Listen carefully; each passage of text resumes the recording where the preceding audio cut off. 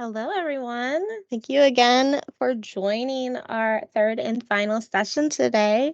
We're going to go ahead and give it a couple more minutes, let more people hop on, and then we will get started.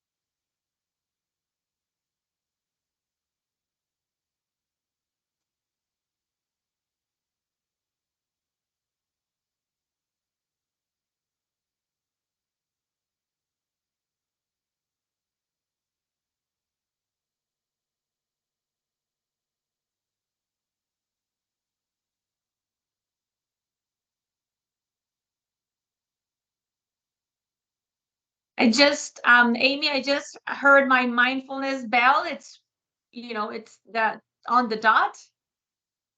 Should we get started? Yeah, let's go ahead and get started. Wonderful.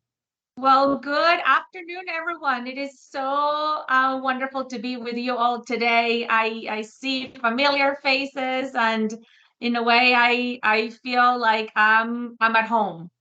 So thank you for being part of this journey. Today's our third and last webinar experience, so let's make the best out of it. Last time where we met and we discussed purposeful relationships and why they matter so much. And I think we realized that indeed purposeful relationships really, really matter. So before we get started with today's content, and before we get to share a little bit about what has been this week as you engage with some of the assignments, I would love to start by trying to quiet our mind for just a couple of seconds. So if you are sitting down, I'm inviting you to really make sure that you uncross your arms, your legs, that your feet are touching the ground, that your back is kind of, straight, a little bit relaxed, like put your shoulders back.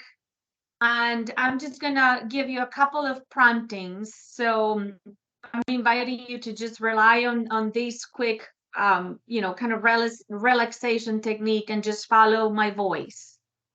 So if you are in a place, make sure that you have no distractions. And if you want to close your eyes just for a little bit, close your eyes and just follow my voice. So the first thing that we're going to do is we're going to put our hands, our right hand over our heart and our left hand over that other hand.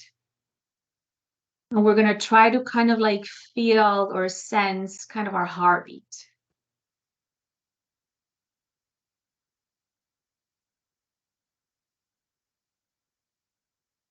And then now what I want you to do is to take a really deep breath in.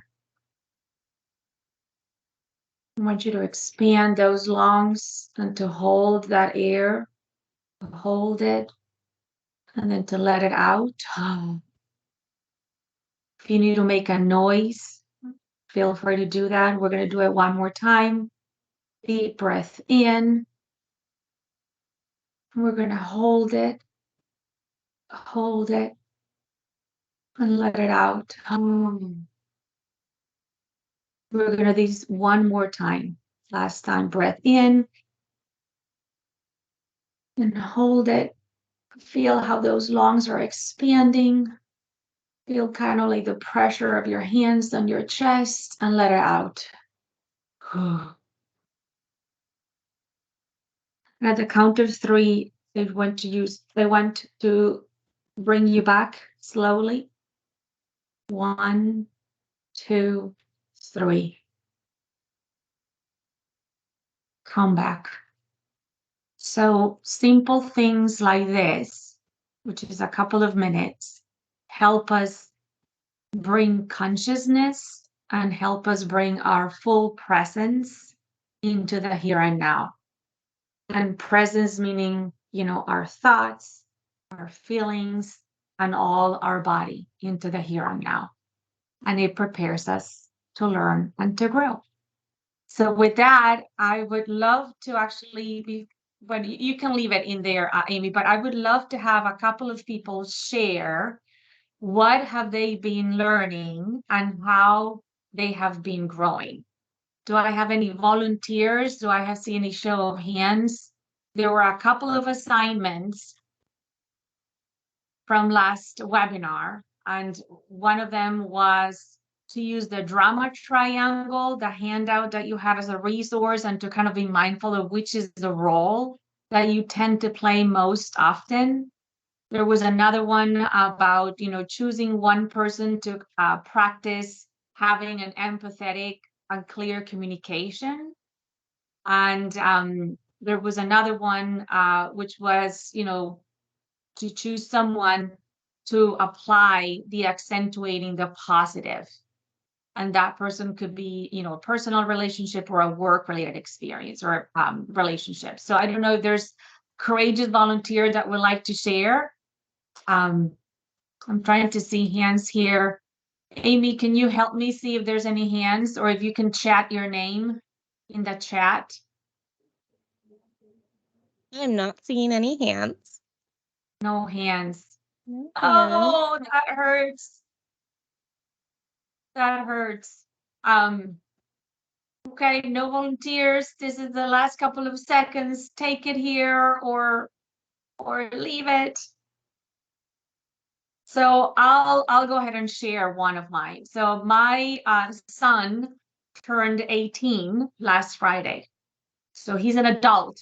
Woo woo. And one of the things that I chose to do was to, in front of his friends, and we had a couple of family members and neighbors celebrating him, I chose to recognize and celebrate 3 attributes that he has as a young man, and 3 things that are kind of his signature ways of being. And one of them is commitment. So he's committed. He's very committed. He is kind, and then he is outgoing. And I decided to celebrate and recognize those 3 things as he enters into adulthood, so that he remember that those things are some gifts that he can bring as he continues to become, a man. And at the end, he was a little bit embarrassed, but interestingly enough, all of his friends came to me after saying that it was such a cool thing to do, and that they appreciated, me taking the time to actually recognize him in front of everyone. So it doesn't have to be complicated. Simple things will help us really build and strengthen those relationships at home and at work as well. So we're going to actually go into, we can skip the second slide. You all know me by now, and you know that I'm passionate about purpose and facilitating growth and success and fulfillment in people. And I do that by really emphasizing purpose and a positive mindset and, the possibilities that we have.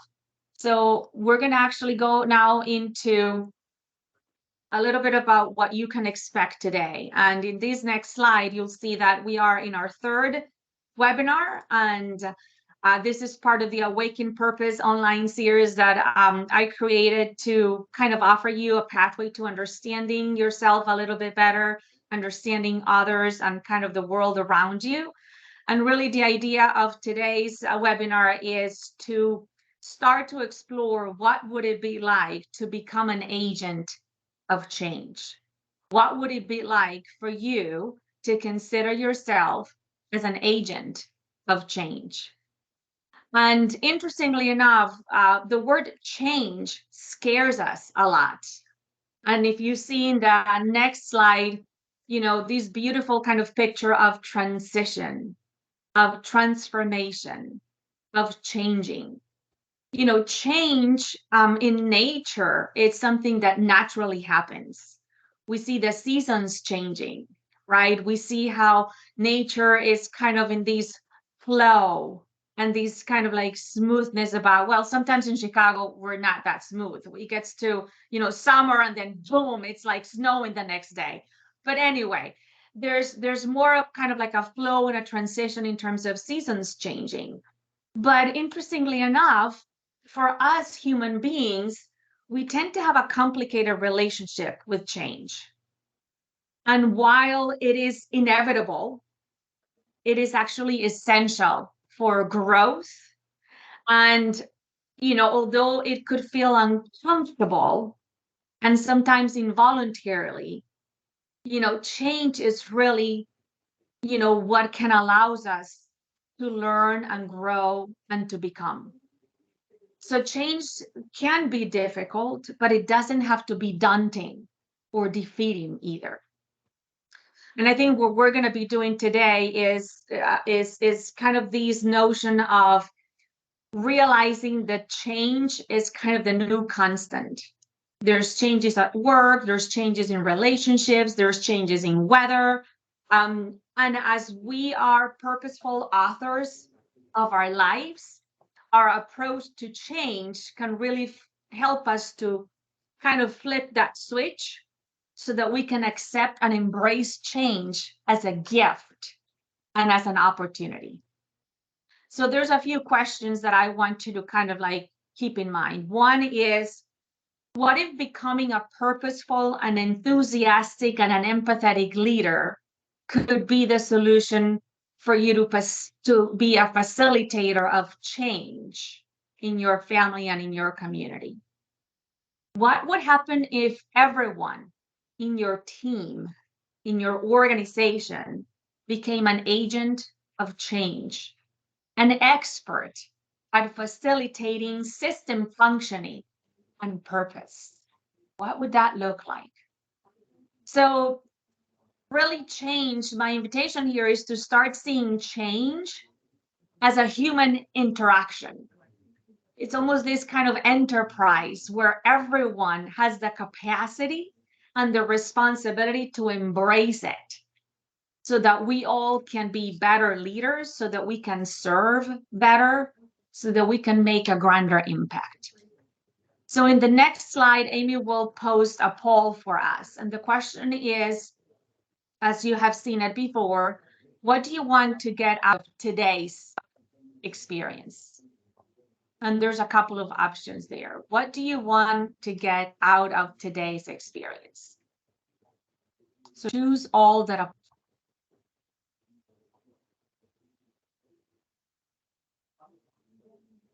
And I don't see any movement yet.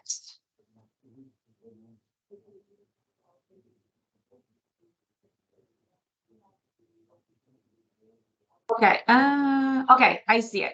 I see it now. It's coming up in my computer. Okay, so I see learn how to deal better with change at 32%, and then following is the reflect on how can I be an agent or a facilitator of change. Good.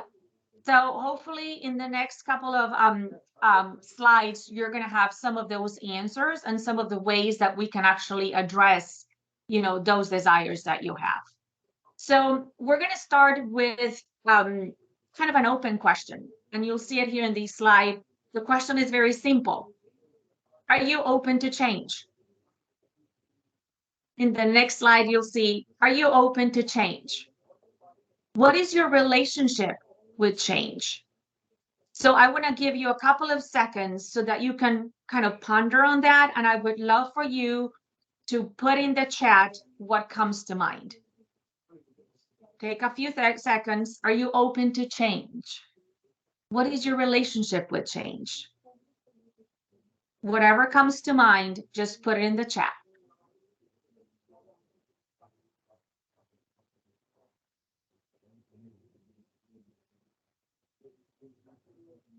Okay, I see someone. I like change. It keeps life fresh. I like that positive view of change.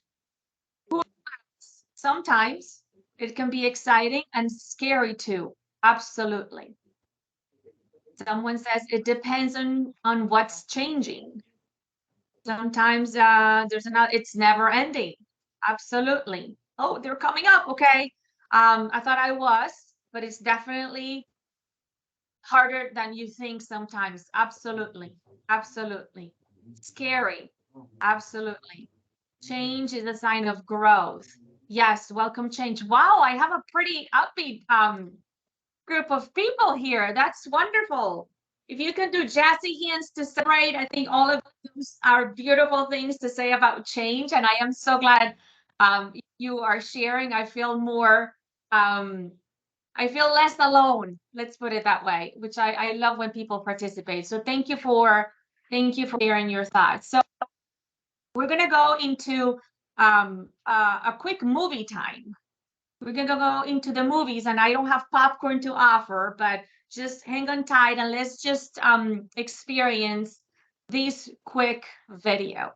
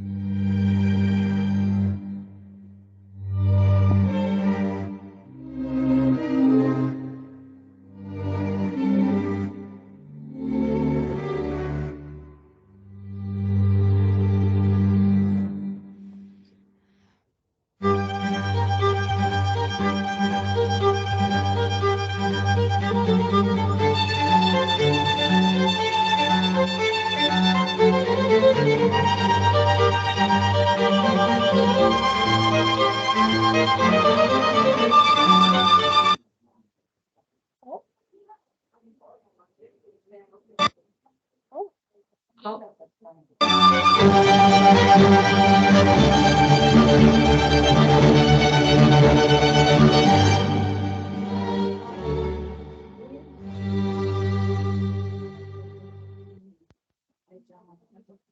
So what I would love for you to do right now, and Amy is going to take us into breakout groups based on what you saw, based on kind of like that quick video.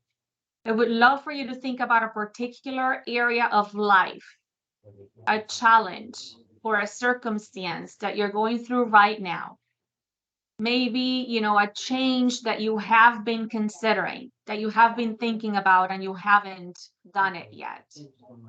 And sorry, can you all please make sure that you mute your phones? I see a little bit of an echo. I hear an echo. Thank you. So I want you to consider and think about what is that you're most afraid of in a particular circumstance, in an area of challenge or something that you've been thinking about changing. I want you to think about what is that you're most afraid of. So Amy is going to take us out in small groups and just talk about that amongst yourselves. We're going to have 2 minutes for this.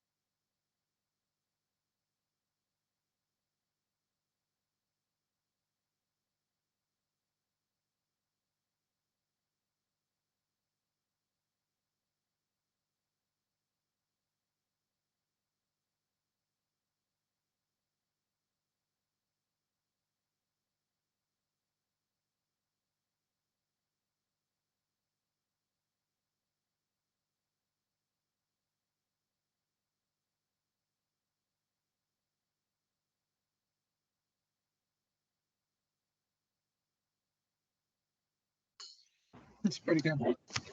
The scariest part. Wow. Okay, so can someone share? Does someone wants to share?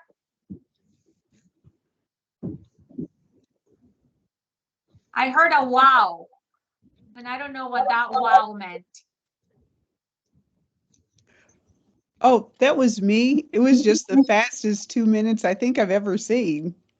Okay, it was a lot, it was very fast. I don't think that was 2 minutes.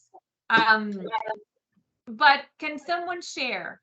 Can someone share something that you you know discussed?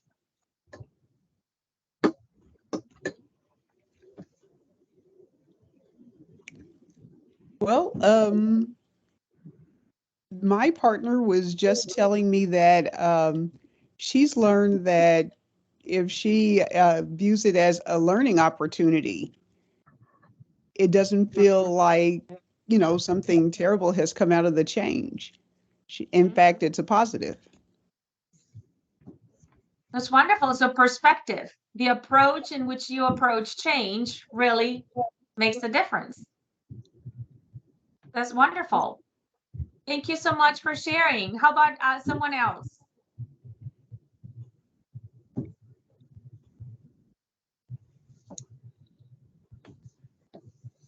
Someone else? I have a shy group today. A specific area of life or challenge or circumstance. What are you most afraid of? Was there anything in that video that spoke to you? Afraid of making the wrong choice when it comes. Great. I just have someone in the chat sharing. Beautiful. If you're not comfortable speaking over in public or live, just go ahead and share it over the chat. Afraid of making the wrong choice when it comes to change. Absolutely. Make a mistake. About not doing things perfectly or being afraid of being hurt. Absolutely. The anticipation. Oh gosh, yeah, like that standing up, like in the video, standing up and like crossing that line. Absolutely. Absolutely. Change is inevitable, right? It's the only constant that we have. And some things are actually out of our control. Some things are things that we can't do anything about it. But what we do is how we approach that change, how we face that change. The way that we either react, the way that we resist, the way that we avoid change, or the way that we embrace it. So there's a choice, and the choice is ours. So in the next slide, we're going to talk a little bit about how change manifests in organizations. And one of the things that I found in research is that purpose-driven brands, purpose-driven organizations are actually successful organizations, and they also embrace change. So in the next slide, you'll see a couple of statistics, and this is studies and insights from Deloitte. And there's kind of three big things that they found in brands that are authentically leading with purpose. They are actually changing the nature of business nowadays. So there's a few that I want to highlight. The first one is purpose is a core differentiator for these companies, for these organizations. And these companies that are purpose driven are more productive. They have higher levels of productivity and growth rates, and they actually have a more satisfied and fulfilled workforce as well. The second one is for these companies, purpose means something to everyone in the organization. That purpose is appealing to everyone, and people see themselves reflected in that purpose. And that purpose actually becomes part. It's woven into every experience at every level and in every area that people are able to experience throughout. And then the last one is purpose is actually who they are. It's part of who they are. Purpose-driven organizations truly embrace an embedded purpose as the north, right? But it's also part of who they are, their personality, their brand presence. So the idea here is, and the question here is your organization a purpose-driven organization? Are your teams, are they purpose-driven teams? And you as an individual, are you a purpose-driven individual? So those are kind of questions to start reflecting on and see what you come up with. And chances are, for the most part, you're a mission-driven organization, and it's about serving and contributing and making the difference. But sometimes we can forget. We are so into the day in and day out that we can forget about that. So this is an opportunity for reminding ourselves. In the next slide, what I'm going to share too is there's a really beautiful book. It's called Forms of Endearment. And that book proposes that not only purposeful brands are successful and they can change society, but the brands that are focusing on love are successful and can also change society. And you heard me right. Those organizations that focus on love are actually high-performing organizations. And this is really an invitation from the authors of this book, who is very recommended. I love the book. And they actually are teaching us that becoming change maker leaders is possible. And we can do so by having a strong sense of connectivity, not only to ourselves, but to our fellow beings, to other human beings. And they explain that, and they give some examples of what are some of these high-performing organizations. And they say that those organizations focus on three things: passion, purpose, and humanity. And passion for them means that these organizations really project a genuine and honest passion for the customers, for what they do, for the programs, the services that they offer. And they actually are emotionally connected with all of those aspects, specifically the people, in a deep level. So this is not just superficial stuff. This is deep level engagement, similarly to what we heard in the previous webinar. They also found that at all levels of the operation of these companies actually excel the passion for the leaders, because they are not only doing good, but they're doing well. It's both, the productivity, the outcomes, the results, but it's also the good that they're doing within. And then the last one is these companies actually make a conscious effort to hire people who are passionate about the organization, what they stand for the products or the services that they offer, and they actually embody their values. In terms of purpose, these high-performing organizations, they really focus on meaning. And really the search for meaning is actually what's changing expectations nowadays in the marketplace, in the workplace. And indeed, they're actually believing that that sense of meaning is what's changing capitalism.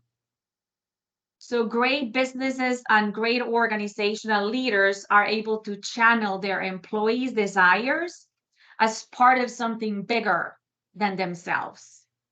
And they invite them to be part of that, so that the world can be a little better with each of their contributions. And then this is a beautiful thing that they present to us, is that organizations that are high performing are becoming vehicles of service to every stakeholder and group in that organization. And that includes their peers, their customers, or in case the nonprofits, it's, their donors, the staff, but everyone involved in an organization becomes a vehicle of service.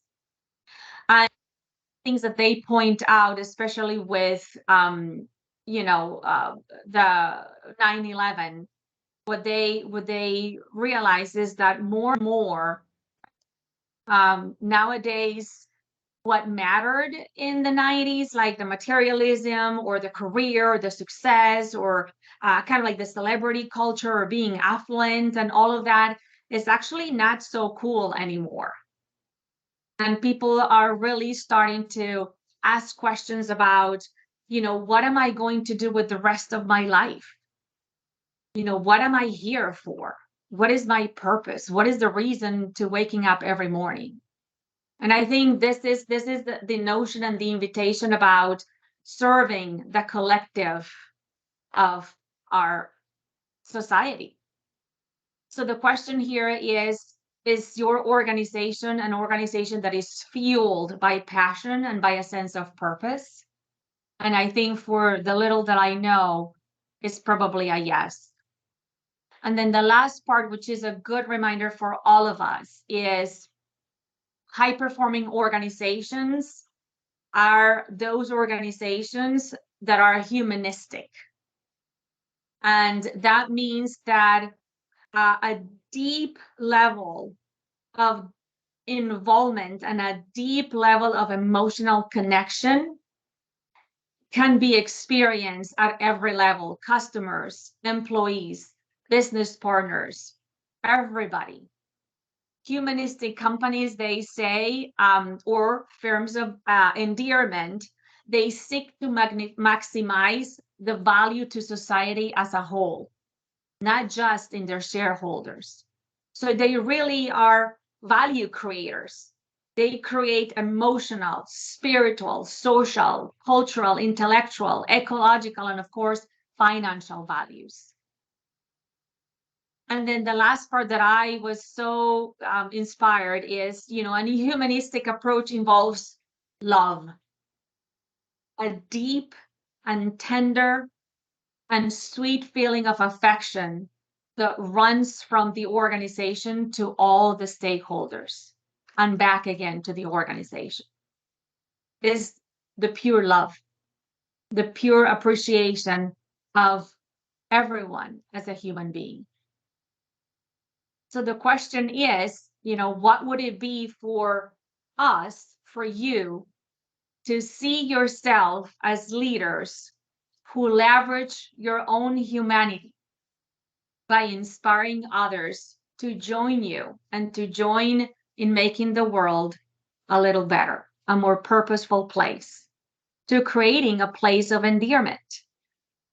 And for those of you who are very analytical and love definitions, the next slide will give you that definition. So what is a firm of endearment?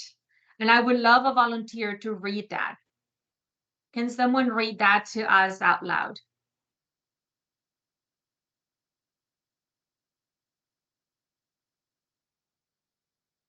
Anybody? Sure. What is a firm of endearment? Firm or endearment is a company that endears itself to stakeholders by bringing the interest of all stakeholder groups into a strategic alignment. No stakeholder group benefits at the expense of any other stakeholder group, and each prospers as the others do. These companies meet the functional and psychological needs of their stakeholders in ways that delight them and engender affection for and loyalty to the company. Firms of Endearment by Raja, and I am not going to attempt that last name, David B. Wolf and Jag Sheath. Uh-huh. Beautiful. So, in other words, terms of endearment are possible to create, are possible to cultivate. And it starts by each of us. And there's three components, passion, purpose, and humanity, are the things that can allow us to, cultivate that kind of, culture and that kind of environment at work. So what I would love to do now is take you back into the pair shares or the group shares. And Amy, let's try to make sure that we give them the 2 minutes.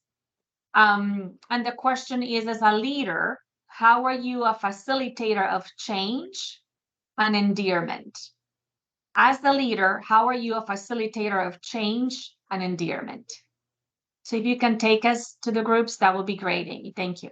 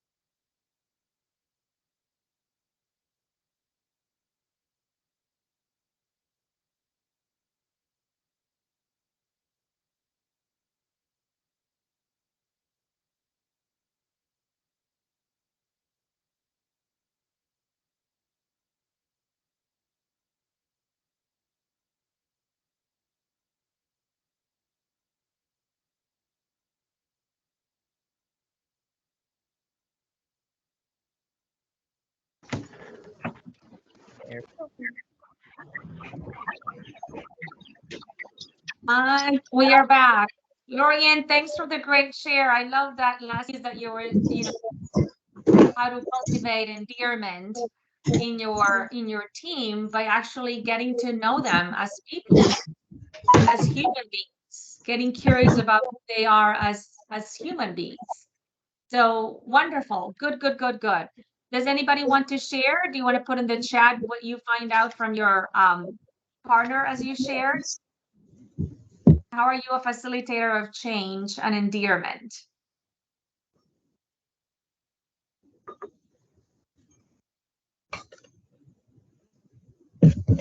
Any shares in the chat? Roles we lead in different ways. Oh, with different roles we lead in different ways, but we are both leaders. Okay, so understanding that we all have specific roles and responsibilities, and yet we're all able to influence. We're all able to lead. That's wonderful. That's beautiful. So in the next couple of slides, we're going to go into what I call the pathway to change. And there's 3 specific things that facilitate change. One is servant leadership, persuasion, and then the last one is group functioning. And I think we're going to spend a little bit on each. So the first one is, with a show of hands, has anybody heard about servant leadership? Okay, I see a hand up. Okay, great. Anybody else? Servant leadership. So this is work that was developed by Robert Greenleaf, and he was the founder of the modern servant leadership movement and the Greenleaf Center of Servant Leadership. And really, I believe that this approach, really offers us a pathway to to facing change more positively and to become agents of change by bettering those areas that we can actually indeed change. And one of the things that is essential for this specific kind of theory is what he believed in. And he believed that servant leaders focus primarily on the growth and the well-being of people and the communities in which they belong. And I love that, the growth and the well-being of people and the communities in which they belong. So one of the things that I would like to share with you today are the characteristics of servant leadership. And in the next slide, you're going to see that these words are not foreign to you, but I want to spend a little bit on each one. So the first characteristic that demonstrates that someone is a servant leader is listening. And that means that that person listens receptively to what is being said and unsaid. So it's both being attuned to the verbal communication, but also the nonverbal communication in the other person. This also encompasses the notion of listening to ourselves as we're having that interaction with the other person, is listening to that inner voice. And listening also involves for him the notion of reflection periods. So in other words, it's not just the listening or the replying to that, but it's the pausing and it's being with ourselves and reflecting about what's happening. And this type of listening is essential to the growth and the well-being of the servant leader, but also the other person. Empathy, you heard empathy all around in this series, and really empathy in the servant leader strives to understand and to empathize with others. And this is when people need to be accepted and recognized exactly where they are as unique and whole and complete. So sometimes with leaders, sometimes we expect that if we're up here, then others will come up to where we are and meet us there as leaders. It's totally the opposite. If I'm here and I have a leadership position, the expectation is that I come down and meet the person just where they are, with any judgment. It's trying to understand and to empathize with the other person exactly where they are. In terms of healing, there's something here around the notion of healing of relationships. And this is really a powerful force for transformation and integration. And this is actually one of the greatest strengths that he points out in servant leadership. It's, that potential that through our interaction, there's a sense of healing, and there's a sense of well-being and almost kind of like restoration. Have you ever been in a conversation with someone that has a challenge or a difficult circumstance, and that person is not looking for anyone to fix it or to solve it, but for someone to listen? And as you attune to that person, the person's body language starts to calm down. So it's a sense of that kind of relationship, which sometimes is not about fixing or solving it to the person, but it's about being with the person. Awareness is obviously self-awareness. right? But it's also, awareness that helps understand the issues that are being discussed, right? The relationships, the experience of the other person too. Persuasion is another characteristic, and we're going to go see what what persuasion means, but it's really the capacity of a leader to build consensus within groups, to build consensus within groups. The next one is conceptualization, which is the ability of a leader to have dreams, to have visions, and to have the ability to actually cast those in a clear way, and also to almost rally a crowd and rally people around that specific, vision or dream. Stewardship. You've heard kind of the term stewardship most as it relates to nonprofit organizations, but really this is defined as, creating and holding trust for one another. It's walking alongside one another rather than controlling, right? It's walking alongside the other and stewarding that relationship, that conversation, that exchange, that engagement. Commitment to the growth of people, we heard it before from kind of like the definition, but is really committed to developing people, to developing, Lorianne, you shared about, the wellness of people, the well-being of people, is how can we be facilitators of that. And the last one is, at the end of the day, is building a sense of community, building, not just, a place, but, building a sense, a space, a sense of community where people can belong, where people can feel welcomed and part of something. So I would love for you in these next poll to kind of, do a little bit of an assessment in terms of how do you rate your current leadership skills as a servant leadership. And Amy is pulling it up right now. So how do you grade yourself? And this is not to shame you. This is not to make fun of you or criticize. This is just for you to gain a little bit of self-awareness. Good, wonderful, good. 62, 64, 66%, and served by, followed by fair. That's wonderful. Again, this is all data. This is all data that will help you understand how you gauge into that idea of a servant leader. In the next slide, we're going to go into what we were talking about earlier, persuasion, which is one of those characteristics of a servant leader. But I'm going to give you probably a different sense of what persuasion is. And we're going to go back into the movies to watch what Daniel Pink has to say about persuasion in the ABC of Selling.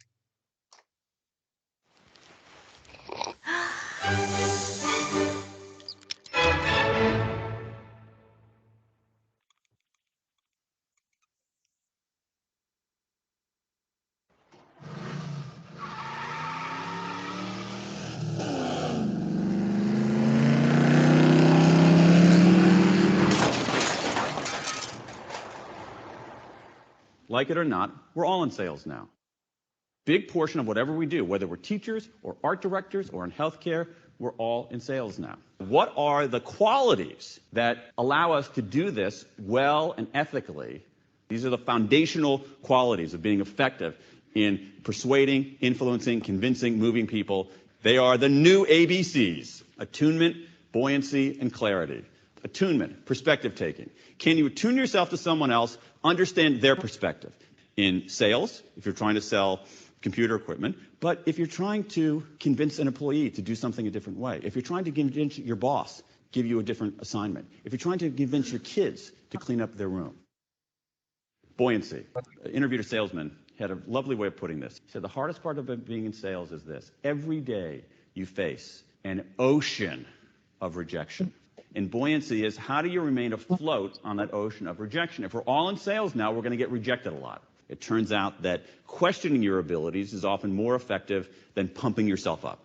What do you do during an encounter? It actually, much to my dismay, showed that positivity actually works. Finally, what do you do after an encounter? It turns out that some fascinating research from Martin Seligman at the University of Pennsylvania showing that one of the best predictor of people's success is how they explain failure, their explanatory style. So that's buoyancy. And finally, ABC, A, attunement, B, buoyancy, C, clarity, is clarity. We live in a world awash in information.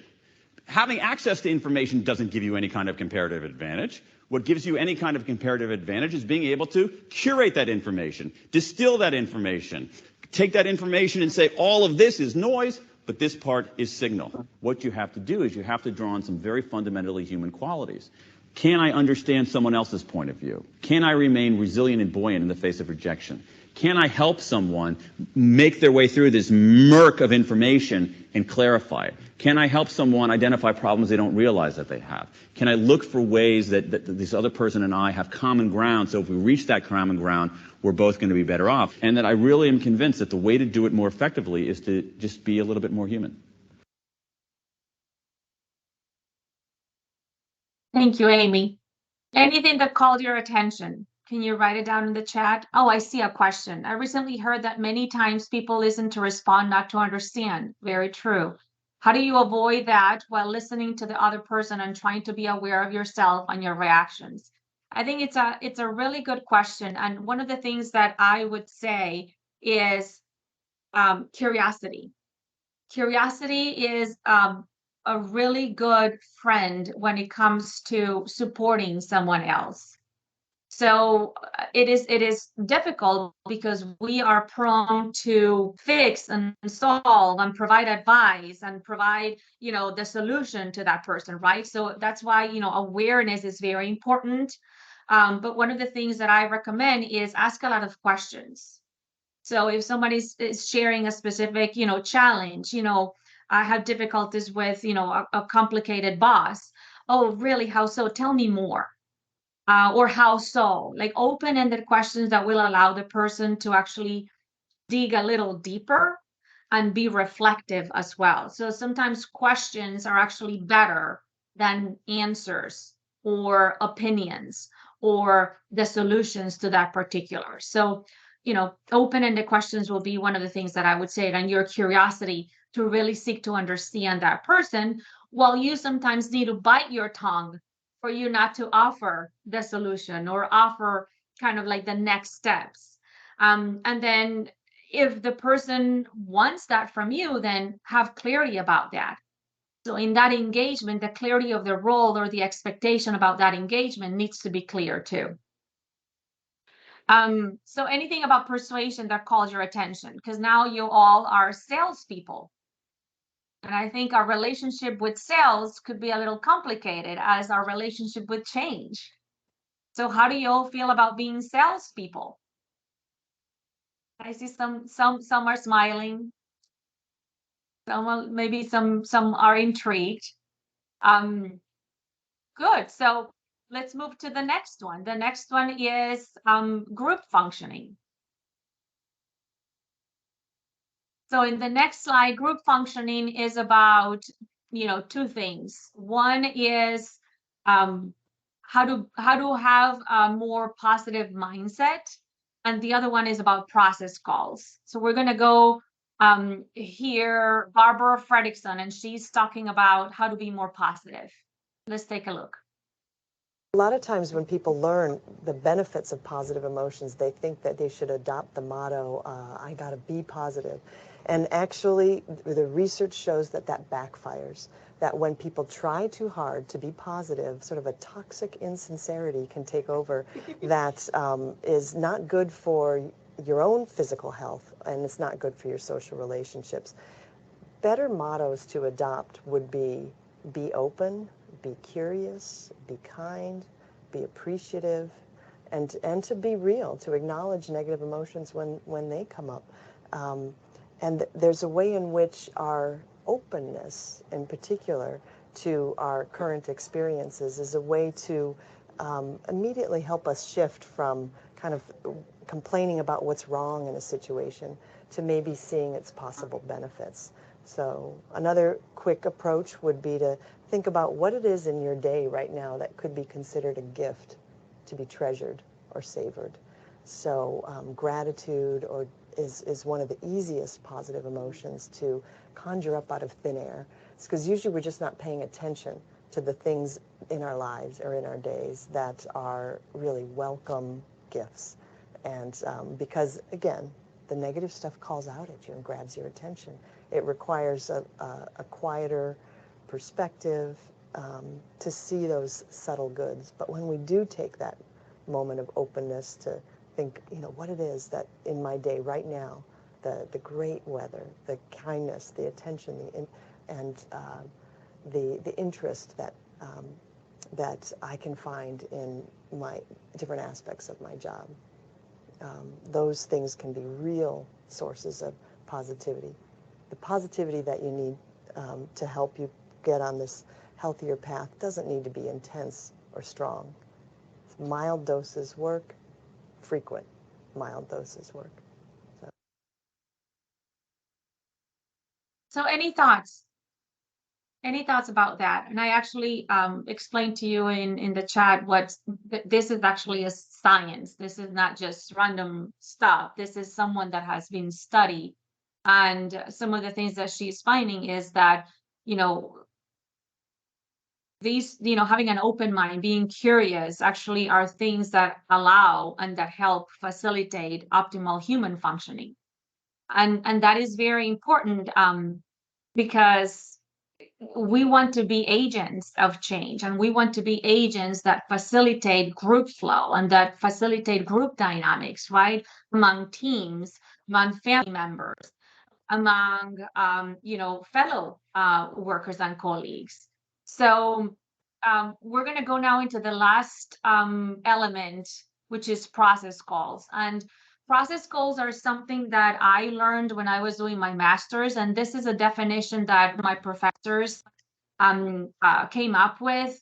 And I love it because it's very simple. And for him, process calls are conscious remarks meant to increase awareness and critical thinking and bring to the surface the barriers that block group dynamics, effectiveness, engagement, and efficiency. And I want to make sure that you understand that these are not observations that you would make on labeling people or opinions. These are observations that you would share in terms of behaviors. So I'll give you an example. If I'm in a staff meeting and, usually, Martha kind of like takes the floor and she's the first one to talk or the first one to volunteer. And in that staff meeting, Martha is completely quiet. So a way to do a process call would be for me as the leader of that meeting to say, Martha, I've noticed that you are, oddly quiet right now. Would you care to share?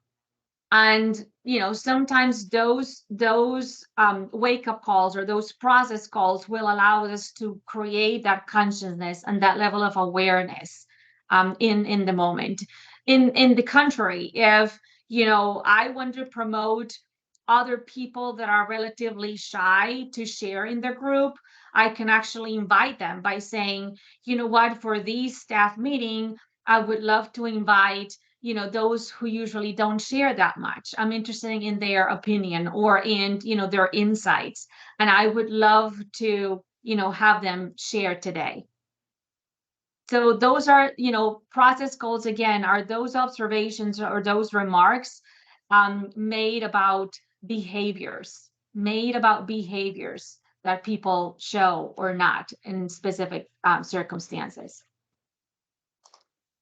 So I think in the essence of time, we're gonna move into the next slide, 2 slides. That one is kind of a summary of the things that we saw today in terms of activating ourselves as servant leaders that can promote and that can facilitate change and group functioning.